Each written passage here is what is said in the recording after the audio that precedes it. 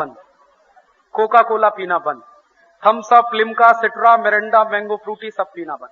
जो नहीं पी रहे हैं पहले से वो बहुत होशियार है, राष्ट्रभक्त है। जो पी रहे हैं वो कल से बंद करें। और ये पीने लायक भी नहीं। फ्रांस में, बेल्जियम में और नीदरलैंड में पेप्सी और कोक को जहर घोषित किया गया और तीनों देशों की सरकारों ने पेप्सी और कोक पर पूरी तरह से पाबंदी लगाई। क्यों जहर है पेप्सी और कोक? पेप्सी और कोक में फॉस्फोरिक एसिड नाम का जहर है और यह फॉस्फोरिक एसिड हड्डियों को भी गला देता। एक बार मैंने खुद प्रयोग करके देखा, एक टूटा हुआ दांत पेप्सी की बोतल में डाला, 11 दिन के अंदर पूरा दांत घुल गया।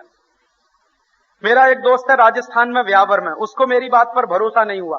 उसने क्या किया, अपना दांत कोका कोला में डाला, उसका दांत 6 दिन में घुल गया। ये दांत को कभी आग में जलाइए, जलता नहीं है। किसी व्यक्ति की अगर मृत्यु हो जाए, उसके शव का दाह कर्म करने जाएं, तो उसका पूरा शरीर जलेगा, व्यक्ति की हड्डियां भी जल सकती हैं, दांत किसी के नहीं जलते। तो जो दांत आग में नहीं जलते, मिट्टी में खराब नहीं होते, वो पेप्सी कोक में घुल जाते हैं, तो क्यों पी रहे? और ये पेप्सी कोक इसलिए भी पीने लायक नहीं है कि केमिस्ट्री की भाषा में पेप्सी और कोक दोनों एसिड हैं। और एसिड किसको कहते हैं? रसायन विज्ञान की भाषा में एसिड उसको कहते हैं जिसकी पीएच वैल्यू 2.5 से 3 के बीच में हो। तो 2.5 से 3 के बीच में ही पीएच वैल्यू है पेप्सी और कोका कोला की। आपके घर में एक एसिड आप इस्तेमाल करते हैं, उसका नाम है फिनाइल। फिनाइल की पीएच वैल्यू भी 2.5 से 3 के बीच में। तो फिनाइल से आप क्या करते हैं? संडास की सफाई। तो पेप्सी कोला, कोका कोला किस काम का?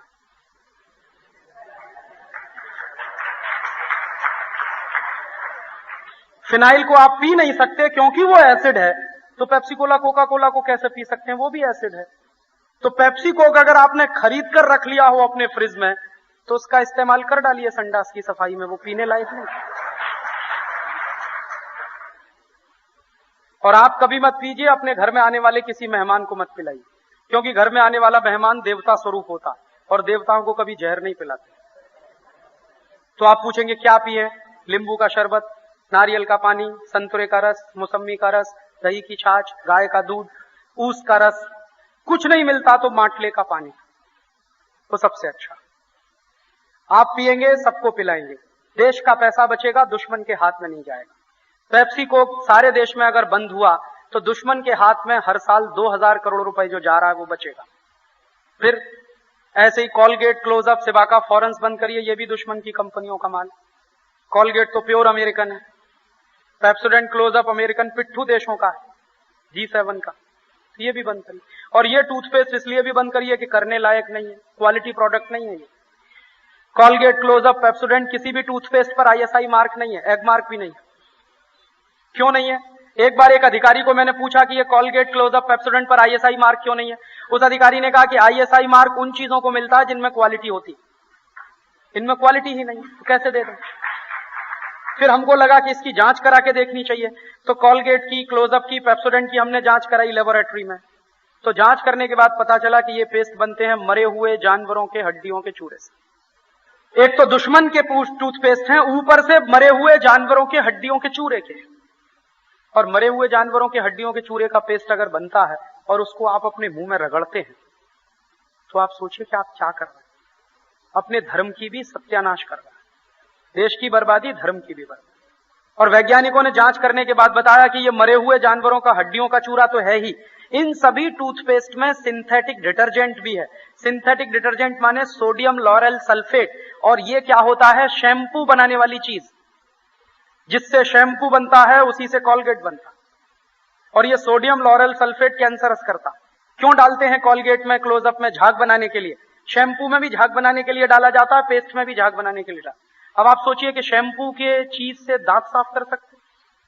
बंद करिए, ये बर्बादी हो रही है। और आपको एक बात और बताता हूं जो आप में से किसी को नहीं मालूम। कॉलगेट टूथपेस्ट जब अमेरिका में बिकता है तो टूथपेस्ट पर वार्निंग लिखी जाती है, चेतावनी लिखी जाती है।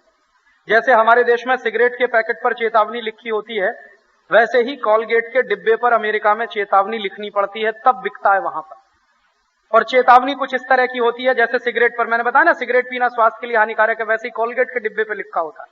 और उसमें अगली लाइन ये लिखी होती है कि 6 साल से कम उम्र के किसी भी बच्चे को कॉलगेट मत कराइए, और गलती से कर लिया किसी बच्चे ने तो तुरंत डॉक्टर के पास ले जाइए। इसका माने खतरा है। वो खतरा आप क्यों अपने मुंह में लगा रहे हैं? अमेरिका में जो कॉलगेट चेतावनी के बाद ही बिकता है, हिंदुस्तान में ऐसी कोई चेतावनी वो नहीं लिखते। आप बहुत बड़े धोखे में फंस रहे हैं क्वालिटी के नाम पर, तो बंद कर दीजिए। आप पूछेंगे क्या करें? दंत मंजन करिए, लाल दंत मंजन, काला दंत मंजन, बीको वज्रदंती, डाबर का दंत मंजन, वैद्यनाथ का दंत मंजन। और दंत मंजन ही क्यों करें?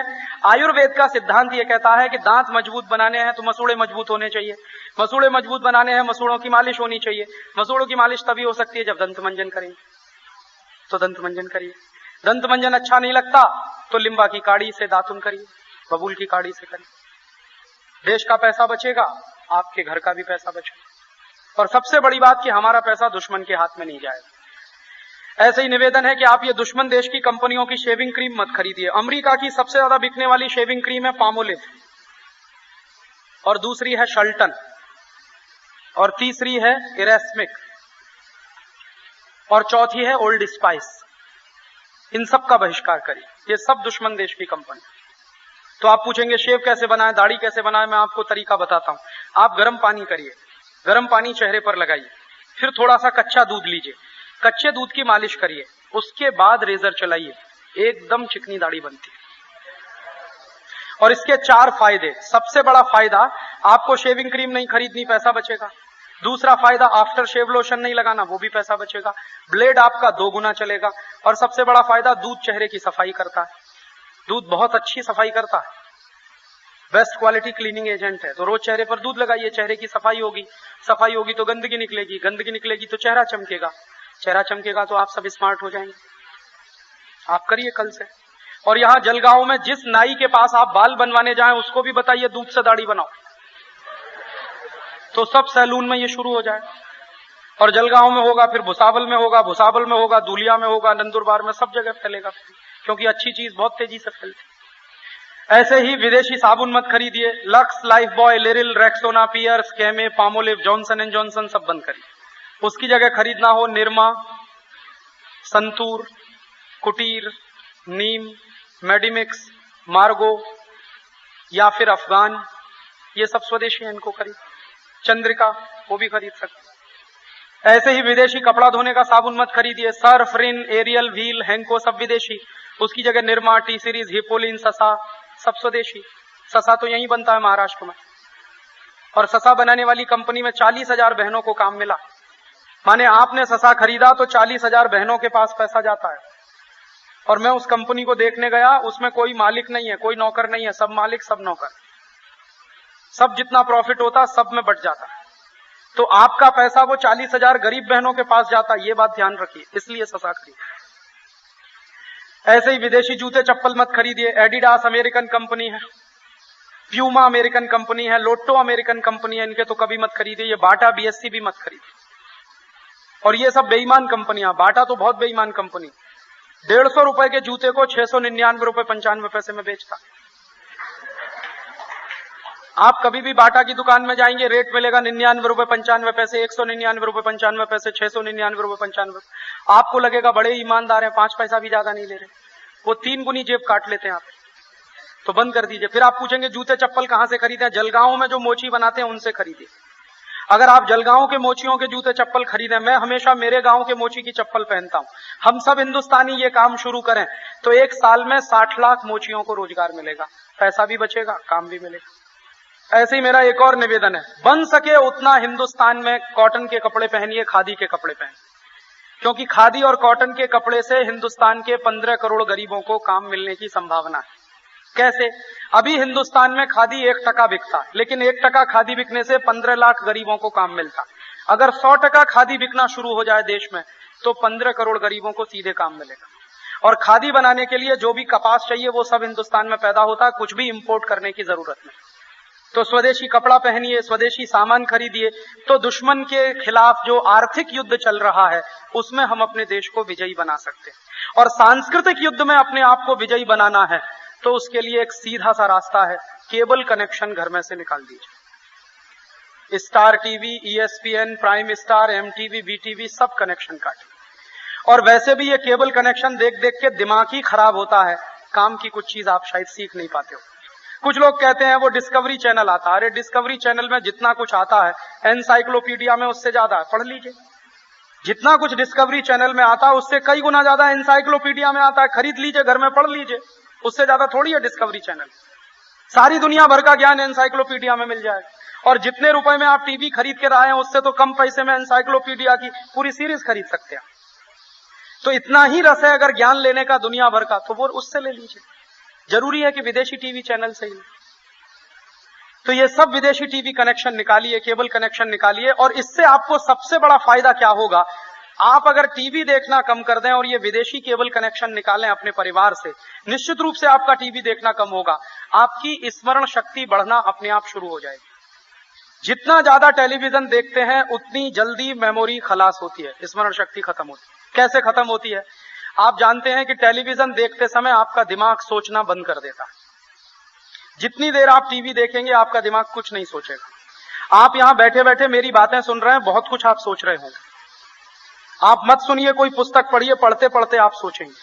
पुस्तक भी मत पढ़िए, किसी से बातें करिए, बातें करते करते आप सोचेंगे। कुछ मत करिए, खाली बैठ जाइए तो सबसे ज्यादा सोचेंगे। सो जाइए तो दिमाग भी सोचता रहता है।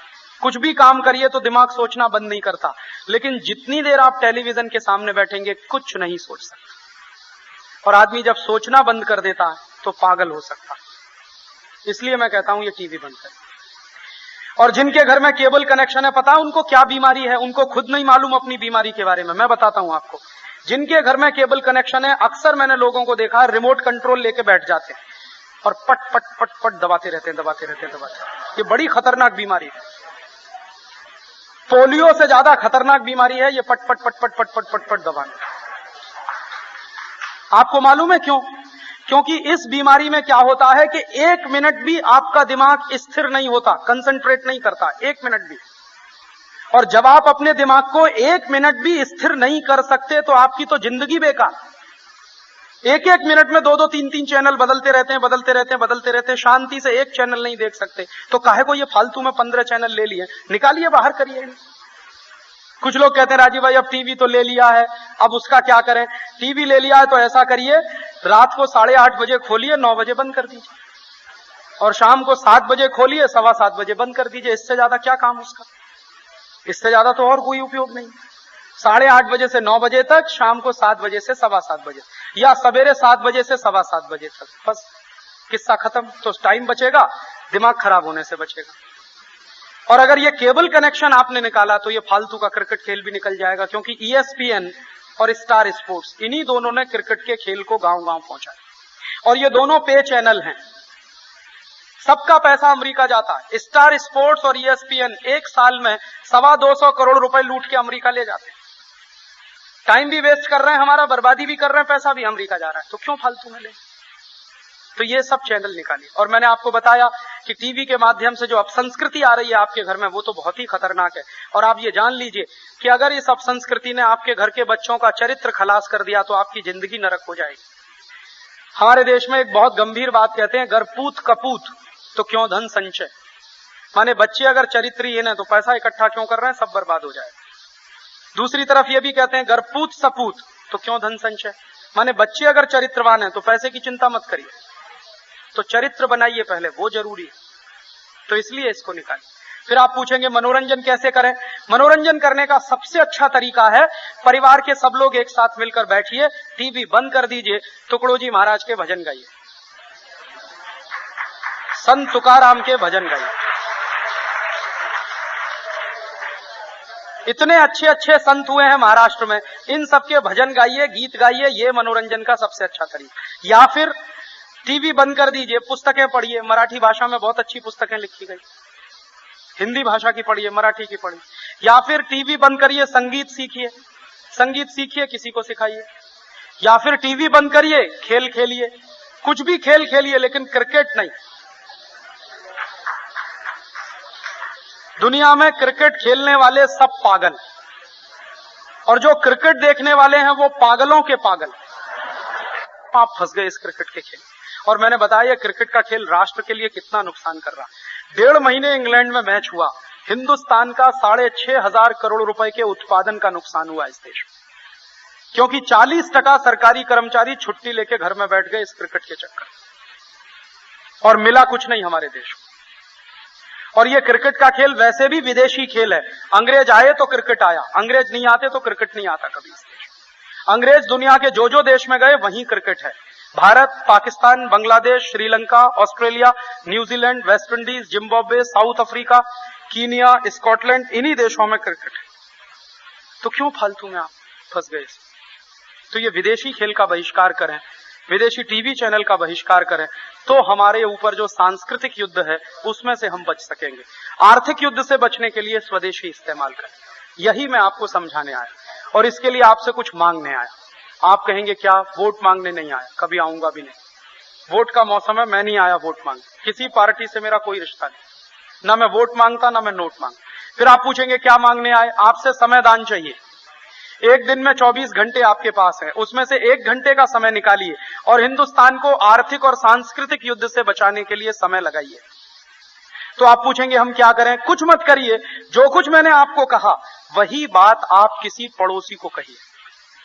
मैं मराठी नहीं बोल सकता, आप बोल सकते हैं। यही बात मराठी भाषा में घर घर में पहुंचाइए। हमारे यहाँ आजादी बचाओ आंदोलन के कार्यकर्ताओं ने टीम बनाई है, वो घर घर जाते हैं, लोगों को समझाते हैं। आप भी उनके साथ शामिल हो जाइए। जो लोग इस काम में सहयोग करें, शामिल हों, वो अपना नाम पता बाहर देकर जाएं, हमारा एक स्टॉल लगाएं। और दूसरा, मुझे आपसे संकल्प चाहिए कि हम अपने राष्ट्र को आर्थिक और सांस्कृतिक युद्ध से बचाने के लिए कुछ न कुछ अपने जीवन में एक संकल्प करेंगे। जैसे हमारे सैनिकों ने राजनीतिक युद्ध में देश को विजयी बनाने के लिए संकल्प किया और अपनी जान गंवाई, तो हम तो कुछ संकल्प करें अपने राष्ट्र के लिए। तो वो संकल्प मुझे आपसे चाहिए। तो आप पूछेंगे संकल्प अगर हम कर सकते हैं तो ठीक है। तो मेरा निवेदन है कि आप सब 1 मिनट के लिए अपने स्थान पर खड़े हो जाइए। मैं आपको एक संकल्प कराता हूं। हम सब मिलकर आज राष्ट्र के लिए एक संकल्प करेंगे। और राष्ट्र का जब संकल्प करते हैं तो एक चीज ध्यान में रखते हैं कि दाहिना हाथ सामने होता है। आप सब लोग अपना अपना दाहिना हाथ सामने करिए। मैं एक एक शब्द बोलूंगा, आप मेरे पीछे पीछे दोहराइए। जहां मैं बोलूंगा करता हूं, वहां पर सब महिलाएं बोलेंगी करती हूं। बोलिए। मैं संकल्प करता हूं कि अपने राष्ट्र की आर्थिक आजादी, राजनीतिक संप्रभुता और सांस्कृतिक अस्मिता की रक्षा करने के लिए अपने जीवन में अधिक से अधिक स्वदेशी सामानों का ही इस्तेमाल करूंगा। अमेरिका जैसे देशों ने पाकिस्तान के साथ मिलकर मेरे राष्ट्र के खिलाफ जो षड्यंत्र किए हैं, उनको ध्यान में रखते हुए मैं संकल्प करता हूं कि कभी भी किसी भी अमेरिकी कंपनी का, जैसे Pepsi Cola, Coca Cola, Colgate, Johnson and Johnson, Procter and Gamble, Reckitt and Colman आदि कंपनियों का कोई भी सामान नहीं खरीदूंगा। अपने राष्ट्र की सांस्कृतिक अस्मिता को बचाने के लिए मैं संकल्प करता हूं कि यथाशक्ति विदेशी टीवी चैनलों का बहिष्कार करूंगा। मेरी जितनी शक्ति है उसका इस्तेमाल करके मैं अन्य दूसरों को इसी स्वदेशी के संकल्प के लिए प्रेरित करता रहूंगा। आपने संकल्प लिया, आपको ये संकल्प निभाने के लिए एक स्वदेशी विदेशी का